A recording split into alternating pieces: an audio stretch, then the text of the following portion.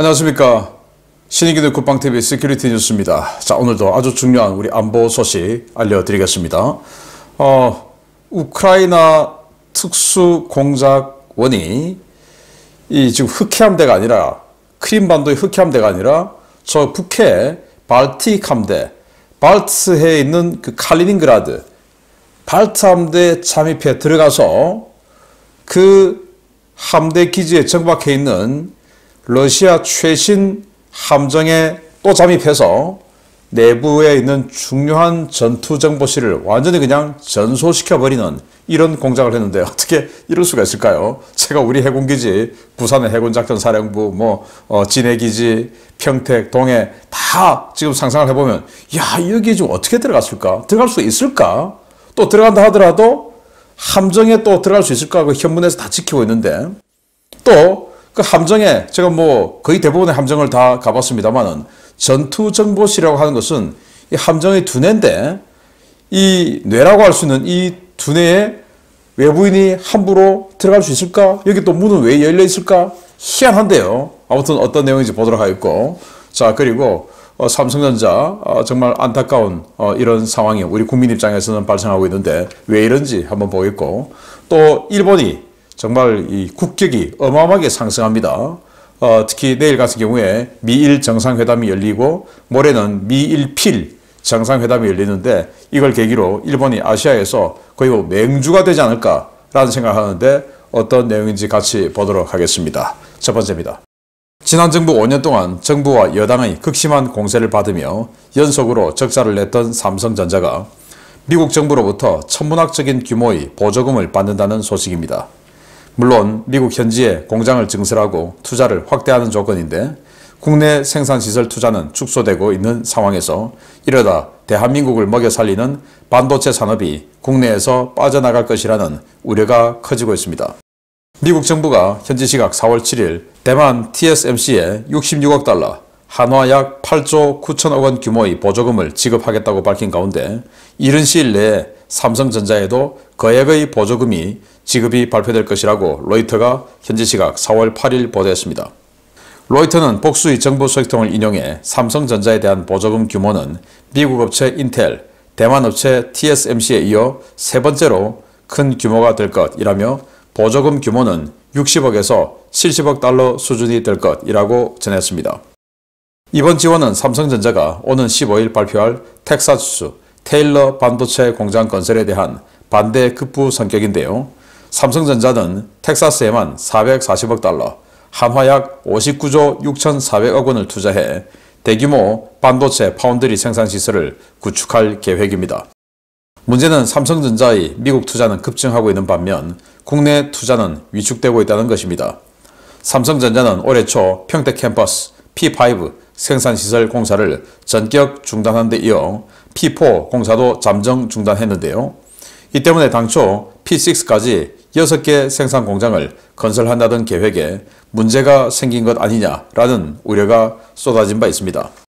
삼성전자의 실적이 악화되고 대규모 건설 공사가 중단되자 평택시 법인지방소득세 수입은 반토막 났고 삼성전자 평택 캠퍼스 때문에 만들어진 고덕신도시는 그야말로 유령도시처럼 변해 상권이 초토화되는 등 직접적인 경제적 피해가 보고되고 있습니다. 미국 정부가 자국에 투자하는 반도체 기업에 대한 지원을 느리면 느릴수록 삼성은 물론 국내 기업들의 국내 설비 투자와 일자리 창출은 점점 줄어들 것으로 보이는데요. 대한민국의 미래를 그야말로 초토화시킨 기업 탄압, 도대체 그 책임을 누가 질는지 모르겠습니다. 네, 자, 삼성전자가 수원, 화성 이런 데 있다가 점점 남쪽으로 해서 경기도 평택에 세계 최대의 반도체 단지를 만들겠다라고 하고 그로 인해서 삼성전자가 들어오니까 고덕신도시라는 게 평택에 건설이 될 정도였죠. 그런데 여기는 스탑. 미국은 어마어마하게. 왜냐? 한국은 보조금을 지급하지 않아요. 세제 혜택 조금 있고 그것도 이번 정부 들어와서 15% 해주고. 근데 미국은 지금 거의 8, 9조에 가까운 돈을 삼성에게 지원해준다. 이거 아니겠습니까? 거기다가 각종 인프라 건설 다 해주죠. 여기는 도로 한다고 데모하고 왜 삼성을 위해서 도로를 만들어주냐라고 데모하고 하는데 그 미국은 그런 거 없죠. 정말 잘 됐다라고 하는 거 아니겠습니까? 그래서 여기가 이제 삼성전자 평택 캠퍼스 P1, P2, P3 건설돼서 지금 운영을 하고 있고 P4 지금 잠정 중단, P5 그냥 뭐 거의 취소가 된 거죠. P6까지. 그리고 이 53층짜리 랜드마크가 될 빌딩, 여기 이제 업무 시설이 될 수 있는데 이것도 무산.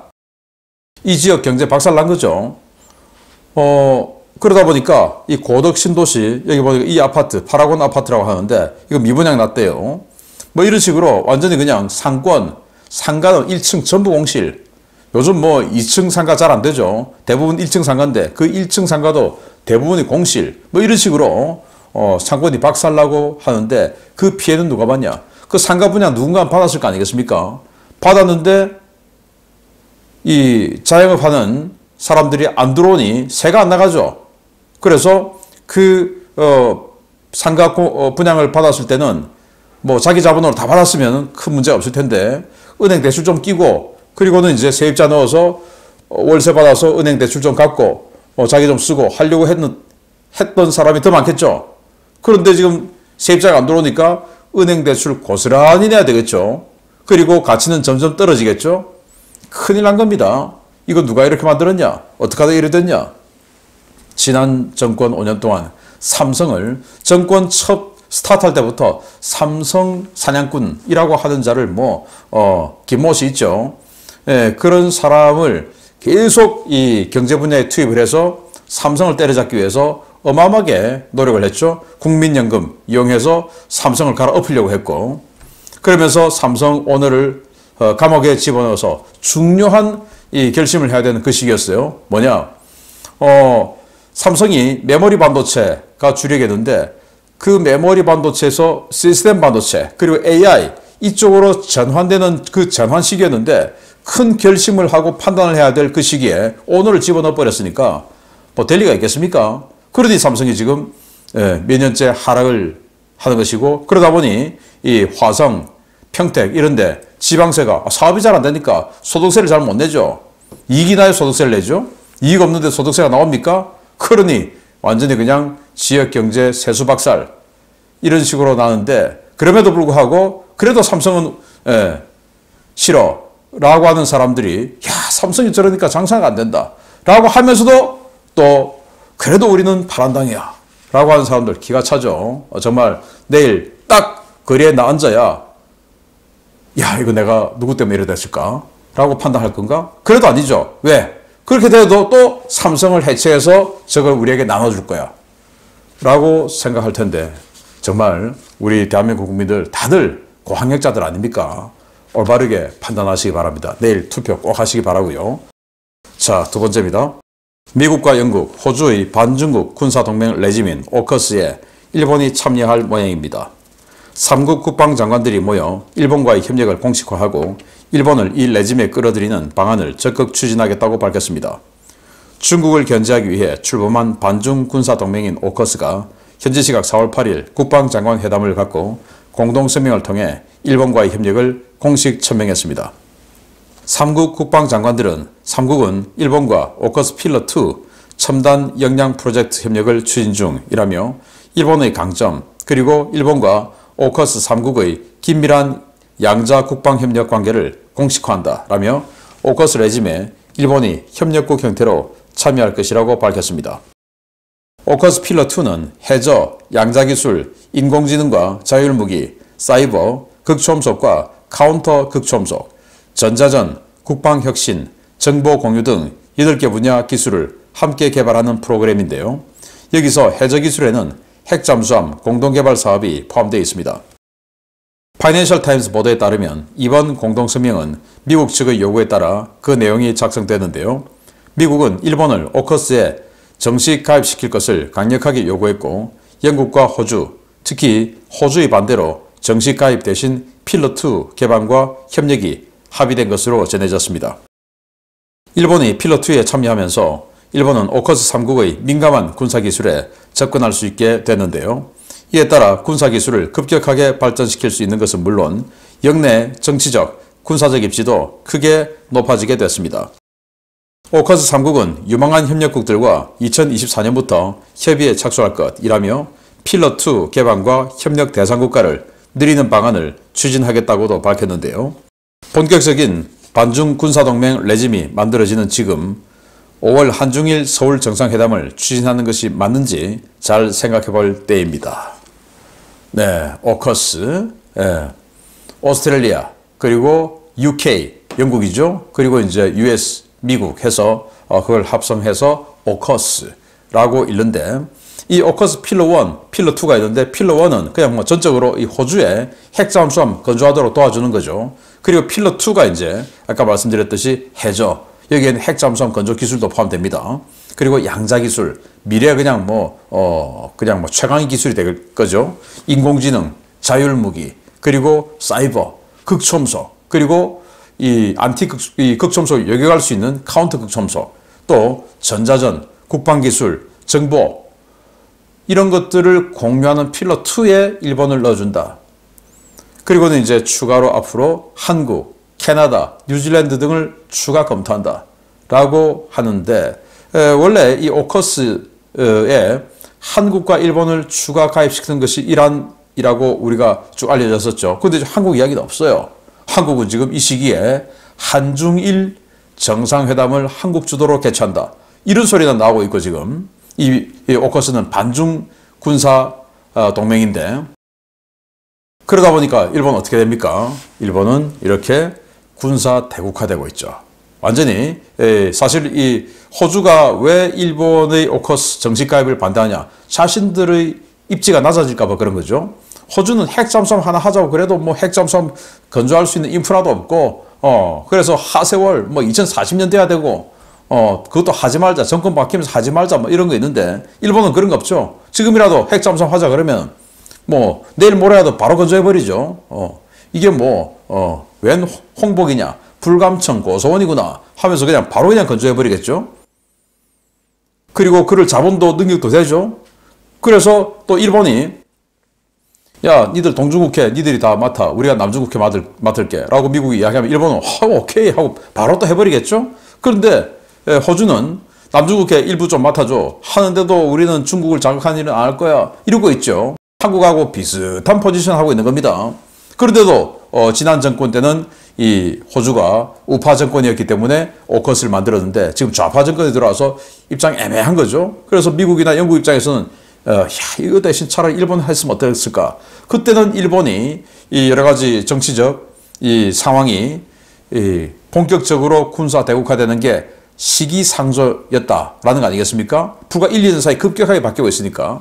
이 1, 2년 사이 급격하게 바뀌고 있는데 원동력은 또 뭐냐? 한국이 도와준 거죠. 반일몰이하고 또 친중 행각하고 하니까 한국이 같이 미국하고 해야 할 일을 안 해주니까 동아시아에서 미국은 상대를 또 파트너를 찾아야 되죠. 그게 또 일본이었던 겁니다. 급부상한 겁니다. 아까 삼성전자에서도 보여드렸듯이 한국에는 삼성전자 공장 건설하려고 해도 지원도 안 해주고, 세제 혜택도 없고, 보조금도 없고, 또 노동여건 안 줬고, 해고가 되기를 하나, 꼼짝도 못하죠. 근데 미국 마음에 안 들면 언제든지 해고시킬 수 있고, 지원 잘해주고, 그리고 들어온다고 박수 쳐주고, 보조금 주고, 이러니까 미국 가는 거죠. 그렇게 만든 자들이 누구냐? 또 일본을 이렇게 급상승하게 만들어준 자들이 누구냐? 그러면서 또 일본을 또 싫어해요. 일본을 자기들이 이렇게 도와줘서 일본의 위상을 이렇게 올려주면서 궁극적인 친일파가 바로 그 자들 아닙니까? 정말 내일 어떤 일이 있어도 반드시 투표하러 나가시길 바라고요. 자, 다음 파트너로 한국, 캐나다, 뉴질랜드 검토한다라고 하는데, 한국, 우리 윤석열 정부 이 시기에 무슨 한중일 정상회담 이런 희한한 생각하지 말고 줄을 타려면 확실하게 한 길로 나가야지, 좌고우면하다가 보면 그냥 중간에서 왕따 되는 수가 있습니다. 세 번째입니다. 러시아 영토에 대한 우크라이나의 전방위 사보타주 공격이 점점 강해지고 있습니다. 발트해 연안 러시아 전략 거점인 칼리닝그라드에서 우크라이나 공작원이 러시아 최신 전투함에 치명적인 손상을 입히는 데 성공했다는 소식입니다. 우크라이나 군사정보국이 칼리닝그라드 해군기지에 정박 중인 러시아 해군 최신의 미사일 초계함에 잠입해 불을 질렀으며 이로 인해 전투함의 핵심 장비들이 모두 불에 타버렸다고 현지 시각 4월 8일 밝혔습니다. 군사정보국은 이날 텔레그램을 통해 러시아 발트 함대의 핵심 전투함 중 하나인 세르프호프 전투정보실에 불을 질렀으며 장시간 이어진 화재로 해당 전투함의 지휘 통제 시스템과 무장 제어 시스템, 통신 시스템이 완전하게 파괴됐다라고 밝혔습니다. 군사정보국은 이번 작전이 군사정보국 요원들에 의해 수행됐다고 밝히면서 우크라이나 측 요원들이 정박 중인 세르프호프호 내부에 침입하는 데 성공했음을 시사했는데요. 이는 기지는 물론 함정의 보안 체계가 얼마나 엉망인지를 보여주는 것으로 평가되고 있습니다. 공격을 받은 세르프호프호는 지난 2015년 취역한 부얀N급 미사일 초계함으로 만재 배수량 1000톤의 소형함인데요. 덩치는 작지만 100mm 함포와 30mm 근접 방어 기관포, 판칠-M 방공 시스템과 8발의 칼리브르 함대지 순항미사일을 탑재하는 중무장 전투함입니다. 이 전투함은 우크라이나 특수군사작전에도 참전해 발트해에서 우크라이나 북부를 향해 여러 발의 칼리브르 순항미사일을 발사했는데요. 우크라이나군이 이 배를 공격 목표로 삼은 것도 바로 이 때문인 것으로 전해졌습니다. 러시아는 칼리닝그라드 기지에서 화재 사건이 발생했음을 인정하면서도 구체적인 피해 내용은 밝히지 않고 있는데요. 전시의 핵심 군사시설의 최신 전투함 내부에 스파이가 들락거려도 모르는 러시아군의 보안 시스템, 정말 엉망진창이라는 말 외에는 설명할 방법이 없을 것 같습니다. 네, 이거 정말 기가 막히죠. 최신 전투함이에요. 초계함인데 여기 우리 초계함과 달리 여기는 함대지 순항미사일 8발을 장착합니다. 그걸 이제 우크라이나를 향해서 여러 번 쐈다라는 그 명목으로 너는 용서할 수 없어 해서 기지에 정박 중인데 일요일날 4월 7일이죠. 일요일날 잠입해서 전투정보실 사람으로치 뇌에다가 불을 질러버렸고 그 전투정보실이 완전히 전소되었다. 이거 이제 고치려면 뭐 이 정도 되면 한 2년 정도 걸리겠죠. 그냥 이 전쟁에서는 아웃인 겁니다. 그게 어디냐? 기가 차죠. 이 크림반도에 있는 이 흑해함대가 아니라 폴란드 위에 있는 칼리닝그라드, 바로 여기입니다. 칼리닝그라드. 발트해죠. 발트해 연안에 있는 이 칼리닝그라드의 발트 함대에 잠입을 한 겁니다. 왜냐? 얘가 이런 식으로 나와가지고 상트페테르부르크 앞에서 이런 식으로 우크라이나를 향해서 미사일 쐈다. 그러니까 너는 용서할 수 없어. 이건데, 자, 여러분들 뭐 군대 생활 다 하셨고, 해군이든 공군이든 육군이든 똑같죠. 부대 내에 들어가려면 위병소 통과해야 됩니다. 안 그러려면 철조망 있는 담장 넘어가야 되죠. 그럴 순 없지 않습니까? 그리고 위병소 통과하려면 신분증 제시하고 왜 왔냐 다 확인하고 그러고 들어가는 건데 그 기지에 잠입을 성공을 한 겁니다. 성공하고 또 이제 이 기지, 큰 해군기지 가보신 분들 아시겠지만 부두가 여러 개 있는데 그 중에서 이 배가 있는 또 부두를 또 찾아가야 돼요. 또 잘 찾아간 겁니다. 그리고는 이 배가 뭐 그냥 이 육상 건물 가듯이 쑥 들어갈 수 있는 거 아니죠. 배라는 것은 바다에 떠 있고 그리고 부두에 계류가 되어 있고 부두와 배를 이어주는 또 다리가 있습니다. 그리고 거기에서 다시 또 검문을 합니다. 그걸 이제 현문이라고 하는데 그 현문에 들어갈 때 또 이렇게 왔다 하고 검사 받고 그리고 들어가요. 그리고는 외부인 같으면 안내장교, 안내원이 또 따라 붙죠. 왜냐? 우리 부대, 배라는 것은 자기 부대니까 우리 부대의 외부인이 아무나 그냥 돌아다닐 수 없죠. 그러면 이제 안내원이 따라 붙는데 또 여러분들 군함에서 근무해 보신 분들 아시겠지만 전투정보실을 하는 게 그냥 밖에서 문 열고 들어가면 바로 있는 거 아니죠. 주로 지하 1층 또는 지상 뭐 해서 하여튼 계단을 한 번 또는 두 번 이 정도는 타고 꺾고 뭐 이렇게 해야 또 전투정보실 나옵니다. 왜? 제일 중요하니까. 숨겨져 있죠. 그리고 그 전투정보실 평시에 작전 안 할 때는 문이 정말 세게 잠겨져 있습니다. 이렇게 생긴 문 이렇게 열어야 되는데 그거 다 잠겨져 있죠. 그거 다 열고 들어갔다 이겁니다. 이야, 기가 찬데요. 이 부얀N급 미사일 초계함 칼리브리 미사일 8발 장착해서 여러 번 쐈으니까 우크라이나 입장에서는 굉장히 이가 갈리는 배가 되겠죠. 자, 그래서 이게 전투정보실 딱 불 지르고 불이 확 붙는 그 상황을 촬영하고 이제 빠져나온 겁니다. 그리고는 전소됐다라는 것을 확인했다고 하는데 내부 협력자가 있었다고 해요. 이 배의 내부 협력자. 아니 아무리 내부 협력자가 있었다 하더라도 기지는 어떻게 들어갔고 그리고 이 배에서 어떻게 이렇게 잘 돌아다닐 수 있고 여기엔 당직도 없나? 아무 일요일이라도 하지만 CCTV 다 있을 테고 그런데 어떻게 이렇게 완벽한 작전을 할 수 있었는지 그 말은 뭐냐? 러시아가 정말 시스템이 개판이다. 이런 것이겠죠.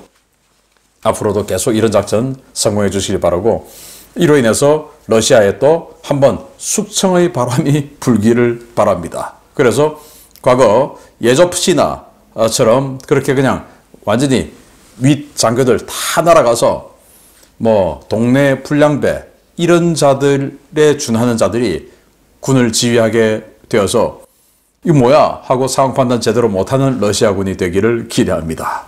정말 기가 찹니다. 투표하러 꼭 가십시오. 마치겠습니다. 감사합니다.